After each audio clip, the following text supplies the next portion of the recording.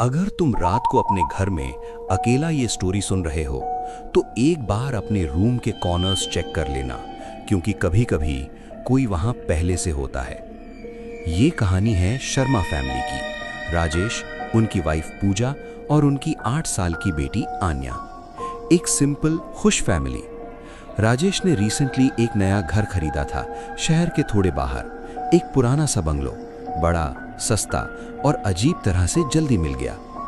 जब वो पहली बार घर देखने आए थे तब भी पूजा को एक अजीब सी फीलिंग आई थी, जैसे कोई उन्हें देख रहा हो।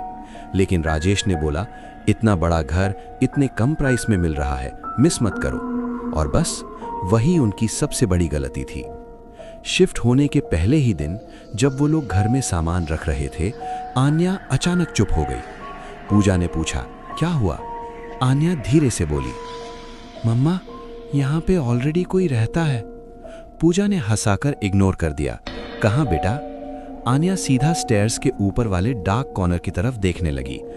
वो वहाँ। पूजा ने ऊपर देखा, वहाँ कुछ नहीं था, सिर्फ अंधेरा। पहली 2 रात सब नॉर्मल थी, लेकिन तीसरी रात के एग्जैक्टली 2:13 पर पूजा की आंख खुलती है।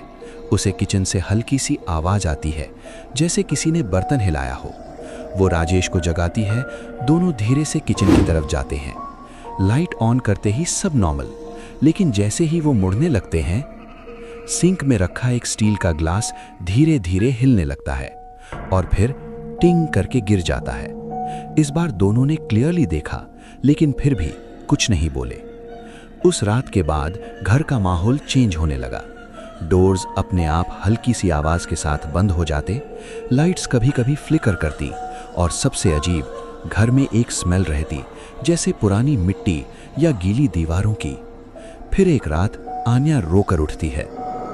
मम्मा, वो आंटी मेरे बेड के पास बैठी थी। पूजा उसे हक करती है। कोई नहीं है बेटा, आन्या इंसिस्ट करती है। वो बोल रही थी कि मैं उनकी जगह ले लूं। ये सुनते ही पूजा के हाथ ठंडे पड़ जाते हैं। अगले दिन राजेश ने डिसाइड किया कि वो घर का हिस्ट्री चेक करेगा। पड़ोसियों से पूछा, पहले सब अवॉइड करते रहे। फिर एक बुढ़े अंकल ने धीरे से बोला, इस घर में पहले एक औरत रहती थी, अपनी छोटी बेटी के साथ। लोग कहते हैं वो मेंटल हो गई थी और एक रात उसने अपनी बेटी को मार दिया, फिर खुद भी। राजेश का दिमाग घूम गया। उस रात राजेश ने सबको एक ही रूम में सुलाया। लाइट ऑन थी, सब अलर्ट। 2:13 पर कॉरिडोर से थप थप थप की आवाज आई, जैसे कोई नंगे पांव चल रहा हो। आवाज धीरे धीरे रूम के पास आती है, डोर के बाहर रुक जाती है। थक थक थक।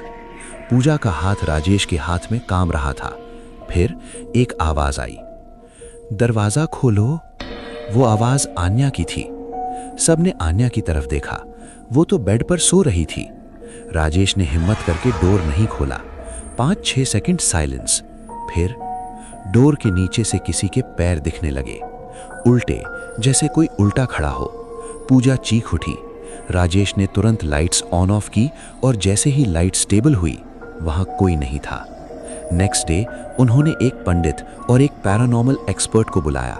एक्सपर्ट ने घर में एंटर करते ही बोला, यहाँ सिर्फ एक नहीं, 2 एंटिटीज हैं। एक वो औरत और दूसरी उसकी बेटी। रिचुअल स्टार्ट हुआ। मंत्राज, हवन सब चल रहा था।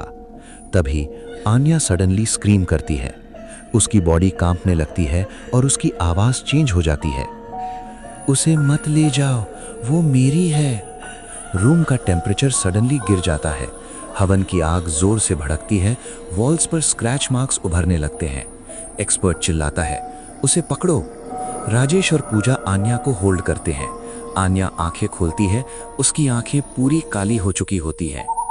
फिर एक मोमेंट, आन्या बिल्कुल साइलेंट हो जाती है और धीरे से बोलती है, ठीक है, मैं जा रही हूं, लेकिन मैं अकेली नहीं जाऊंगी। रिचुअल खत्म होता है।